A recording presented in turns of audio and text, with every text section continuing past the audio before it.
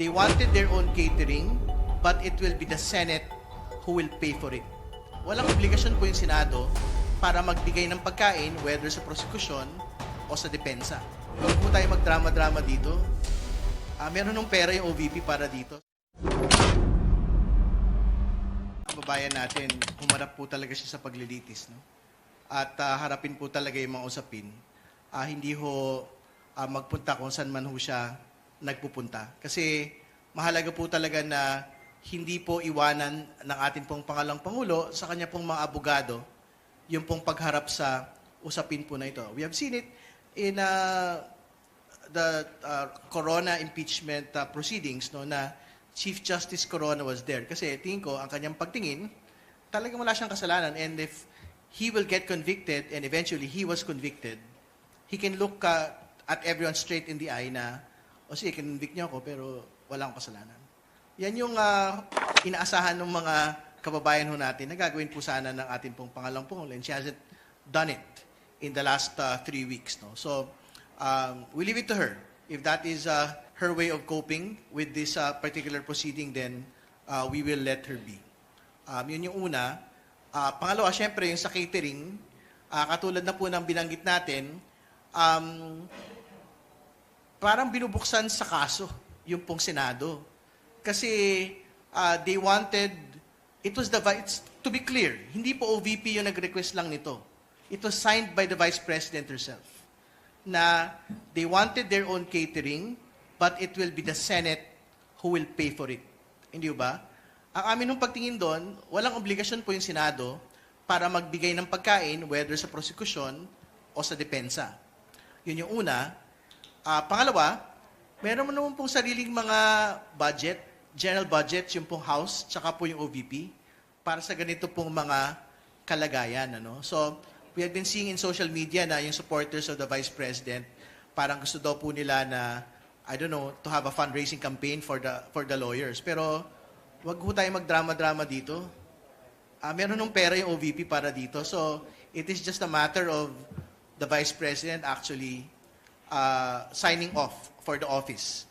And more importantly, because it is the Vice President who is on trial here, kung ayaw niyang gamitin po yung pondo ng OVP, baka magandang gamitin po yung pondo niya mismo, personal. Di ba? And makakatulong mo siguro yon kung nandito siya sa Pilipinas at hindi po niya yon ginagastos sa kanya pong mga biyahe. Hindi ba? So, follow up lang po. No? Is it proper for the OVP to use its funds to defend the Vice President in the impeachment trial? Well, I think at the very least, kung para doon ho sa food expenses po ng mga abogado, wala naman ho akong pagtutol eh.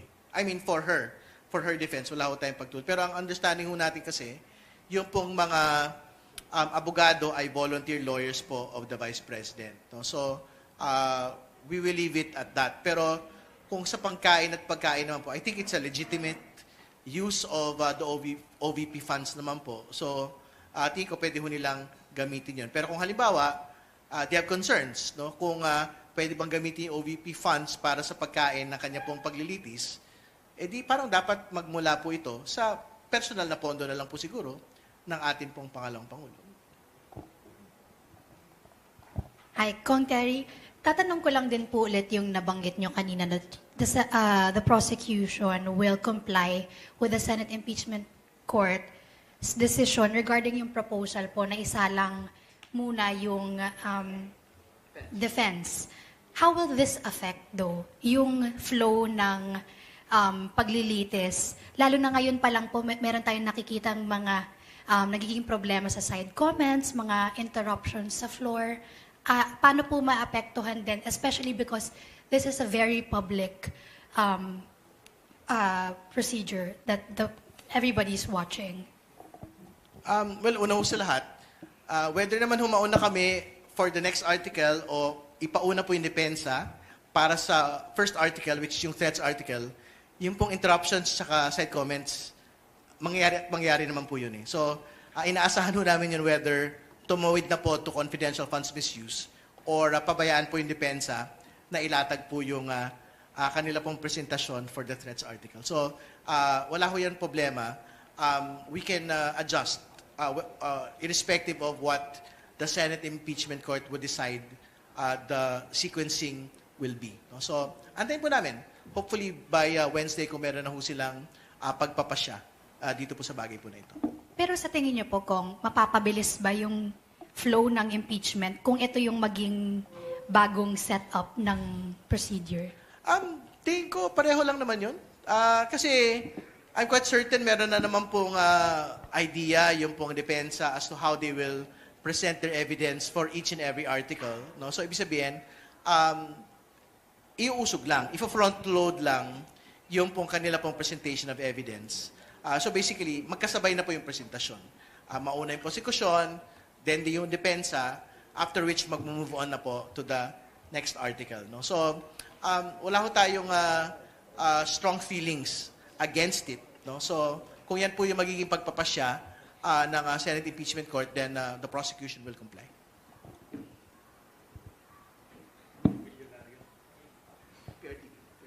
PRTV po. Kung regarding lang po doon sa nangyaring trial the past week, no, nagkaroon kasi ng may sinabihan nga ni Senator Judge Robin Padilla si lead prosecutor Jervel Luistro na bawal nga pong magtanong. In similar situations going forward po, wala po ba talagang kakayahan ng prosecution or defense to raise concerns like that? Or meron po ba sa rules ng impeachment regarding that na pwedeng itaas sa presiding officer yung ganong concern po?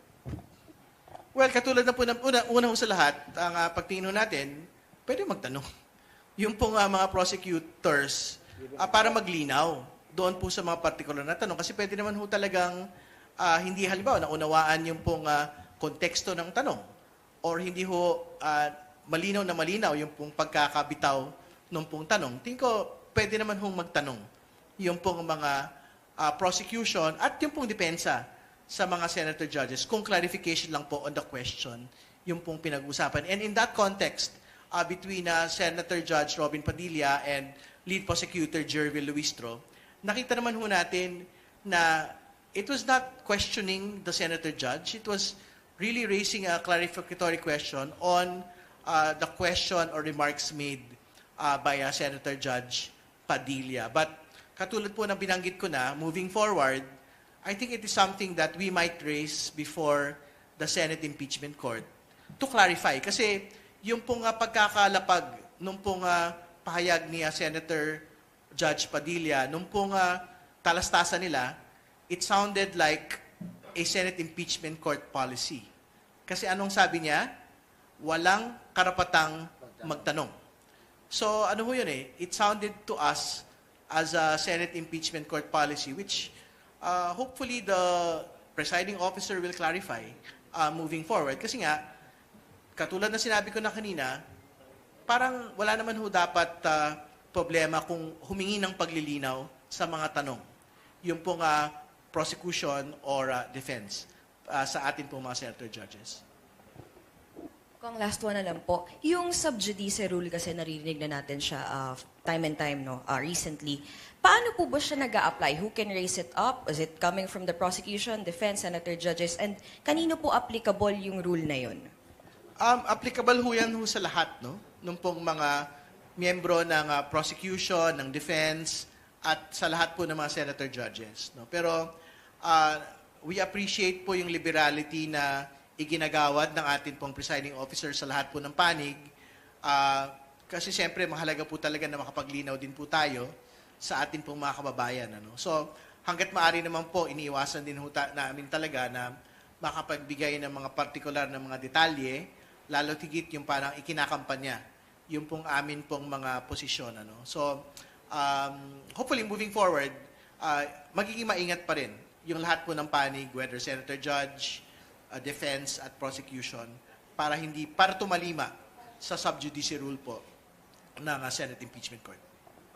Kung di po ba nung nakaraang mga impeachment at na-reiterate itong nakaraan na yung miyembro ng prosecution panel na congressman, they can argue kasi may interparliamentary courtesy. Ang hindi pwedeng makipag-argue ay yung private prosecutor. So kung pwedeng makipag-argue, bakit hindi pwedeng magtanong?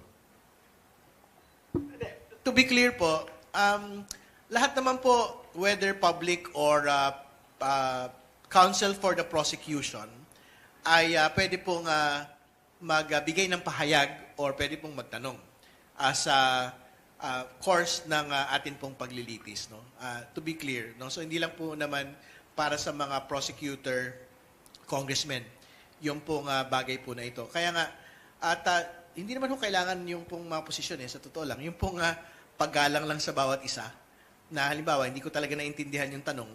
Kasi mahirap din naman halimbawa na hindi mag-clarify, tapos kung hindi mo naintindihan o hindi naging malinaw yung tanong, iba rin ho yung maisasagot. Hindi ba?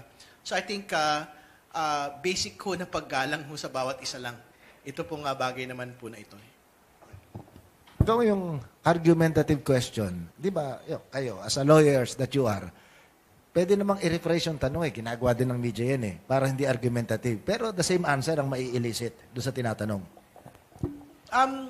Siyempre, we afford naman the widest latitude to the senator judges to be able to ask their questions, clarificatory questions. Pero hopefully, masagot ho namin most respectfully yung pong ganito pong mga tanong. Pero siyempre, sa totoo lang, alam din naman po namin yung pong mga tanong na hindi na po yung ganun yung nature. No? At hanggat maaari, we will afford the highest respect nonetheless to members of the Senate Impeachment Court. Ihingi ba ang prosecution sa, at least sa presiding officer ng ruling dun sa statement na yon na hindi pwede magtanong sa mga senator judges? Pagpapasyahan po namin moving forward kasi hindi lang naman po ako yung magpapasya dyan po sa bagay na yan. At kung tingin naman ho namin, it is just the opinion of one member of the Senate Impeachment Court. Baka naman hindi na ho kailangan. Pero we will discuss yung pong bagay na yan. Sa regular po bang korte, allowed sumagot at magtanong ang tinatanong? Kasi ang pagkakaalam ko, sa nanay lamang hindi pwedeng sumagot. Bakit ka umuwi ng gabi? Saan ka nang galing? Huwag kang sasagot. Again, we have to go back to the context of what had occurred. Hindi ba? The question of the lead prosecutor then was to really clarify the question of a senator judge. It was never intended to subject a senator judge to an interjection or an interpellation similar to a congressional investigation. Yun, ibang bagay ho yun. And tingin ko naman ho, malinaw naman po na hindi po ganun yung nature nung pagtatanong sa isa pong paglilitis. Kong, tumbukin ko na yung back and forth na tanongan. Is the prosecution concerned by what appears to be the bias being exhibited by some senator judges in the course of the proceedings? And how this attitude would impact on the supposed partiality or neutrality by the trial court? Hindi naman ho. Siyempre yung perceptions of bias, subjective naman ho yun to be honest. No? But ang totoo po, we have greatest trust in the evidence that we are presenting. So, whether or not there are perceptions of bias, tingin ko naman po, lilitaw pa rin po yung katotohanan mula sa amin pong mga ebidensya. So yun po yung sinasandigan po namin hanggang sa dulo po ng paglilitis. Yung usapin ng numbers to convict, when do you expect this issue to be settled? Well, we leave it to the Senate Impeachment Court kung it is a matter that has already been settled kasi siyempre the presiding officer had already stated his view na the threshold vote to convict is 16 votes. No? Pero ang hindi lang kung kami tiyak kung yan na po ba talaga yung cast in stone na bilang. No? But hindi naman kami mapagpasya dyan. So we will leave it to them. Kung magbabago pa ho ba yung pinag-uusapan pong threshold voting for conviction.